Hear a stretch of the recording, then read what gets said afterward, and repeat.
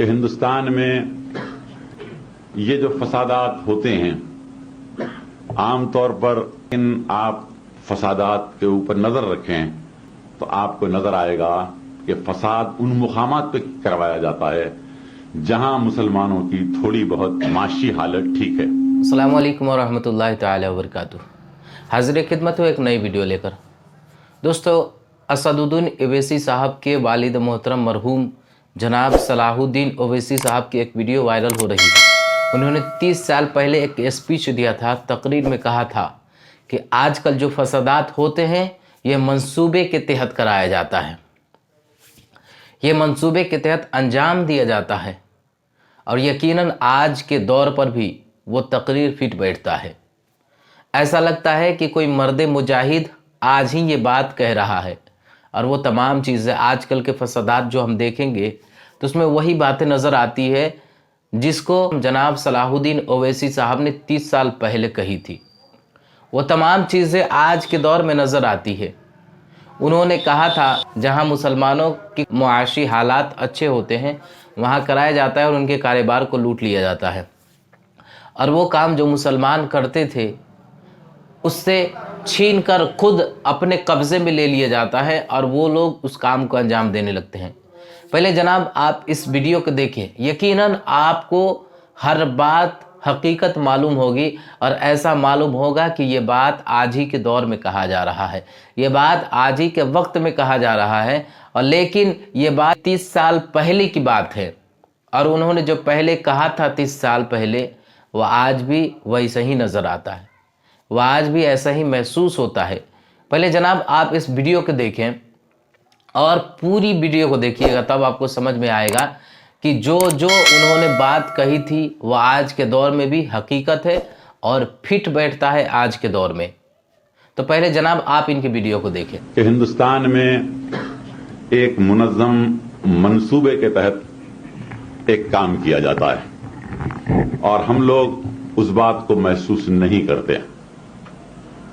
ایک منظم منصوبے کے تحت کام ہوتا ہے۔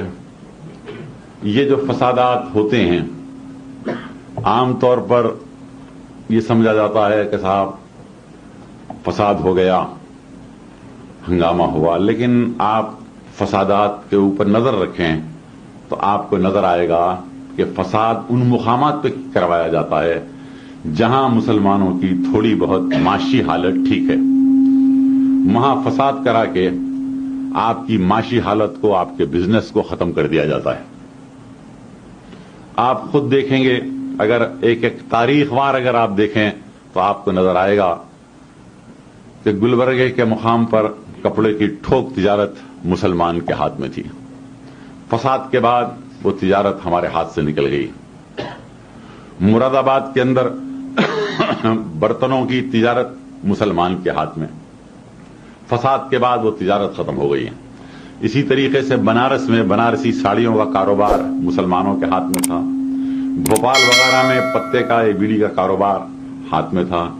اور اب جو بھاگلپور میں جو فساد ہوا ہے، صرف ہم فساد کے اوپر غور کرتے ہیں، لیکن بھاگلپور وہ مقام ہے جہاں یو پی اور بہار میں سب سے زیادہ دولت مند لوگ رہتے تھے۔ ریشم کا پورا کاروبار ان کے ہاتھ میں تھا، اور اب فساد کے بعد وہ کاروبار ختم کر دیا گیا۔ تو ایک منظم منصوبے کے تحت یہ کام کیا جا رہا ہے، لیکن پروپیگنڈا یہ کیا جاتا ہے کہ صاحب جلوس جا رہا تھا، مسلمانوں نے پتھر مار دیا، یہ، اور ہم لوگ اس کو صحیح سمجھ جاتے ہیں۔ جیسے کہ گجرات میں فساد ہوا تو اس وقت بوٹا سنگھ نے پارلیمنٹ میں کہا کہ پتھر آئے تھے، 10 لاکھ کا جلوس تھا۔ چونکہ میں واقف تھا وہاں کے حالات سے، میں نے ان سے کہا جہاں سے جلوس جا رہا تھا وہاں کتنے مسلمانوں کے مکانات تھے؟ تو کہا 15 مکانات تھے صرف، اور 10 لاکھ کا جلوس جا رہا ہے۔ میں نے کہا مکان میں لوگ تھے؟ تو کہا نہیں، وہ ڈر کے پہلے سے ہی خالی کر دیے تھے۔ تو پھر کیا اجنہ پتھر مار رہے تھے؟ آپ بتائیے کیا تھا؟ آپ خود اندازہ کر سکتے ہیں۔ اگر یہاں سے کوئی 10 لاکھ کا جلوس جائے تو آپ میں، میرے میں یہ جرت ہو سکتی ہے کہ ہم پتھر ماریں؟ ہم تو ختم ہو جائیں گے، ہمارے بیوی بچے लेकिन ये प्रोपेगेंडा किया जाता है कि साहब फसाद की इब्तिदा मुसलमान ने की, हालांकि खुद पत्थर मारते हैं। तो ये एक मुनज़्ज़म साजिश है, इसलिए है कि दस्तूर में हरिजनों को, पसमानदा तबके को मराद दी गई कि उनको ऊपर उठाया जाए। हमें एतराज नहीं है और ज्यादा मराद दीजिए, लेकिन सवाल यहां पैदा होता है कि जब वो ऊपर उठ जाएंगे तो ये सड़कों पर झाड़ू देने के लिए, घरों में कामकाज करने के लिए, होटल में बर्तना मांजने, रक्षा चलाने के लिए कौन होगा? तो आपको तैयार करना चाहते हैं। ये एक मंसूबबंद तरीके से ये काम किया जा रहा है और इसी तरीके से उर्दू को मिटाने की बात करते हैं।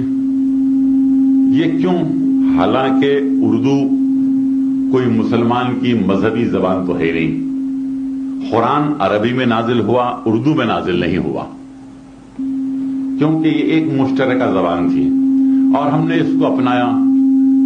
लेकिन आज आप कुरान पढ़ते हैं लेकिन आप समझ नहीं सकते। 99% लोग ऐसे हैं जो कुरान पढ़ते हैं लेकिन समझ नहीं सकते, हदीस पढ़ते हैं लेकिन समझ नहीं सकते। क्यों? कि आप अरबी से वाकिफ नहीं हैं। आपको उर्दू में कुरान पढ़ना लाजिम है, जैसा कि अभी यहां पर कुरान पढ़े उसका तर्जुमा हुआ।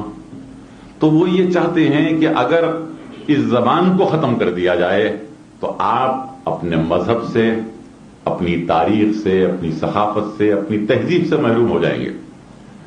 और जवाहरलाल नेहरू ने अपनी किताब में एक जगह बड़ी अच्छी बात कही थी कि अगर किसी कौम को खत्म करना है तो सबसे पहले उसकी जबान को खत्म कर दो, वो कौम खत्म हो जाएगी। तो इस तरीके से ये काम किया जा रहा है। अब सरकारी मुलाजिमतों में हमारा तनासुब क्या है? 2% भी नहीं है।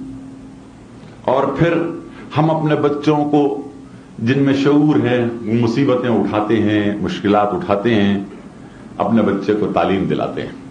लेकिन कभी आप बच्चे को तालीम दिलाते हैं, कभी आप जो कोर्स के किताबें हैं आप उसको पढ़ के देखिए तो एक मखसूस तरीके के ऊपर हिंदू मजहब का प्रचार किया जाता है, मसले तनासुब को समझाया जाता है। इस्लाम में मरकर दोबारा पैदा होना तो नहीं है, सिवाय क़यामत के दिन उठाए जाएंगे सब। यहां यह है कि अगर तू बुरा काम करेगा तो बंदर बनेगा, दोबारा तेरा जन्म होने वाला है। ये तमाम चीजें बताई जाती हैं और बच्चे के ज़हन और फिक्र में ये बात बिठाई जाती है। और तारीख में बयान बताया जाता है कि फलां बादशाह ने ऐसा जुल्म किया हिंदुओं के ऊपर, तो उनके जहन को शुरू से पॉइजन किया जाता है और उनके जहन को इस तरीके से खराब किया जाता है। ये एक मुनज़्ज़म मंसूबे के तहत काम हो रहा है और हम लोग बेखबर पड़े हुए हैं। तो हमको ये गौर करना है कि हम आज मुसलमान हर मैदान में पीछे हो चुका।